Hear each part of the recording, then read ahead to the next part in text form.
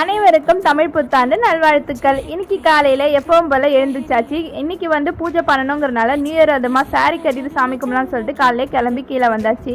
Morning tiffin வந்து சிம்பிளாக முடிச்சுட்டு மதியானம் லஞ்சுக்கு தான் வந்து விரத சாப்பாடு சமைக்கலாம்னு சொல்லிட்டு எல்லாமே ரெடி பண்ண ஸ்டார்ட் பண்ணிட்டேன். ஃபஸ்ட்டு மார்னிங் வந்து நிலவாசலில் பூஜை பண்ணியாச்சு. அதுக்கப்புறம் அடுப்படியில் வந்து மாக்கோலம் போட்டு அங்கேயுமே பூஜை பண்ணி முடிச்சிட்டேன். இப்போ நல்ல நாள் அதுமா நம்ம அந்த மாதிரிலாம் செய்யும் போது வீட்டில் வந்து நல்லது லட்சுமி கடாட்சம் இருக்கும் அப்படின்னு சொல்லுவாங்க. ஸோ அதெல்லாம் முடித்த பிறகு லாஸ்ட்டாக வந்து பூஜை ரூமையும் வந்து அலங்காரம் பண்ணிவிட்டு பூக்கள் வச்சுட்டு அதுக்கப்புறம் நம்ம படைத்த பொருட்கள்லாம் வச்சு சாமி கும்பிட்டேன். தமிழ் புத்தாண்டுனாலே கனி காணுதுங்கிறது ரொம்ப முக்கியமாக இருக்கும். மார்னிங் வந்து எழுந்திரிச்சோன்னே நானும் பார்த்துட்ட பிறகு பாப்பா எழுந்திரிக்கும் போது கண்ணை மூடிட்டு அவளுக்கும் வந்து காட்டிட்டேன். இந்த வருஷம் நல்ல வருஷமாக இருக்கணும்னு சொல்லிட்டு கடவுள்கிட்ட வேண்டிக்கிட்டு தீபாவளி காட்டிட்டு சாம்பிராணிலாம் போட்டு நல்லபடியாக சாமி கும்பிட்டேன்.